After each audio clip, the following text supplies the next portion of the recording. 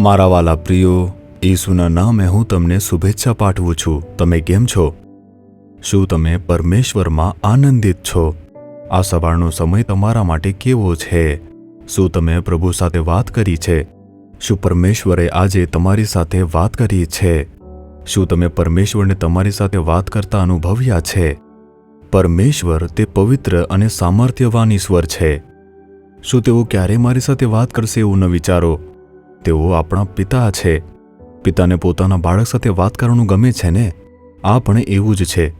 જો તમે તેને આદત બનાવશો તો તમે પ્રભુને તમારા હૃદય સાથે વાત કરતા સાંભળી શકો છો. તેથી તમારે તે અનુભવ પ્રાપ્ત કરવો જોઈએ. જો તમે વચનનું મનન કરશો, પ્રાર્થના કરશો અને પ્રભુની નજીક આવશો તો તમને અનુભવ મળશે. સારું, આ જગ્યા ખૂબ સરસ દેખાય છે. આ ક્યાં છે આમ વિચારી રહ્યા છો? આલ્પ્સ પર્વતમાળા. આલ્પ્સ પર્વતમાળા ચારે બાજુએ પર્વત છે, વચ્ચે મેદાન છે. હું ત્યાં ઊભો છું, તમારી સાથે વાત કરી રહ્યો છું. આ જે છે તે યુરોપ ખંડના ઓસ્ટ્રિયા નામના દેશમાં છે. તેમાં આવેલો આલ્પ્સનો ભાગ છે. શું તમે મારી પાછળ જોઈ રહ્યા છો? ઘણા પર્વતો, ત્યાં બરફથી ઢંકાયેલા પર્વતો છે અને તેથી જ અહીં હવામાન હંમેશા ઠંડુ હોય છે. કોઈ રૂમમાં એસી હોય છે અથવા હોલની અંદર એસી હોય છે, પરંતુ પ્રભુએ અહીં દેશને જ એસી બનાવી દીધો છે. દરેક જગ્યાએ હવામાન ખૂબ જ સરસ હોય છે. સારું, આજે પ્રભુ તમને કયો સંદેશ આપે છે આમ વિચારી રહ્યા છો? 1 કોરિન્થીઓ 14મો અધ્યાય તેની 20મી કલમ. ભાઈઓ, દુષ્ટતામાં બાળક થાવો અને સમજણમાં પ્રૌઢ થાવો. બે બાબતો વિશે પ્રભુ ઈશ્વરના સેવક દ્વારા વાત કરી રહ્યા છે કે ભાઈઓ, તમે દુષ્ટતામાં બાળક જેવા બની જાઓ અને જુઓ, સમજણમાં તમે પ્રૌઢ એટલે બુદ્ધિમાન થાવો. કેટલાક કહે છે ને, તમે એવી રીતે કેમ વર્તો છો જાણે તમારી પાસે સમજણ નથી. આપણે જ્યારે વિચારીએ છીએ કે કાર્યો કરીએ છીએ ત્યારે આપણને જ્ઞાન અને સમજણની જરૂર હોય છે.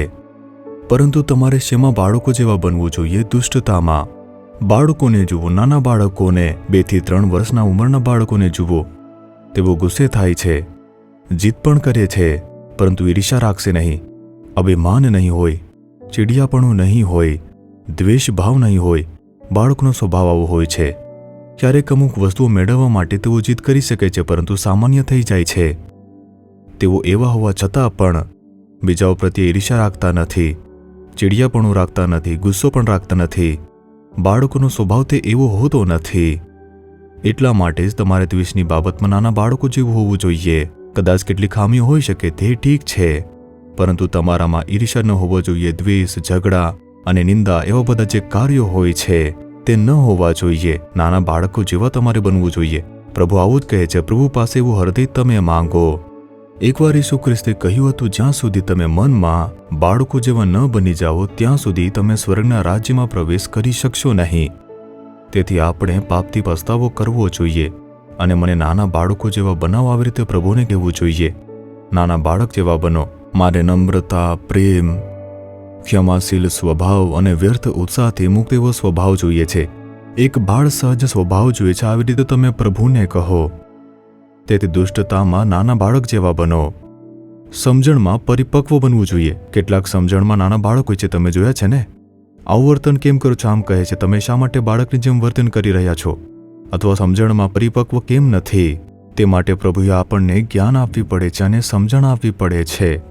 આપણે તેમની પાસે માંગવું જોઈએ કે હે પ્રભુ, મને તમે સમજણ આપો, મને તમે જ્ઞાન આપો. હું જે કંઈ પણ કરું તે સમજણ સાથે કરું અને વિવેક બુદ્ધિ સાથે ડહાપણપૂર્વક કરું. આવી રીતે કહો. તે બાબતોમાં સમજણ વગર બાળકોની જેમ તમારે વર્તવું ન જોઈએ. ઠીક છે? હવે પ્રભુને કહો કે હે પ્રભુ, મને દ્વેષ કે દુષ્ટતાની બાબતમાં નાના બાળક જેવો બનાવો. મને વ્યર્થ ઉત્સાહ કે પાપ જેવી બાબતોને સ્થાન ન આપવા દો. મારા હૃદયોને બાળકના હૃદય જેવું બદલી નાખો. મને સમજણની બાબતમાં પરિપક્વ બનાવો. મને સારી સમજણ આપો, મને સારું જ્ઞાન આપો, સારી વિદ્યા આપો. તે માટે પ્રાર્થના કરું છું. હું ઈસુના નામે પ્રાર્થના કરું છું. Amen, amen. Jesus redeems Gujarati YouTube ચેનલને સબસ્ક્રાઇબ કરો. દરેક નવા કાર્યક્રમની માહિતી મેળવવા માટે બેલ આઇકન પર ક્લિક કરો.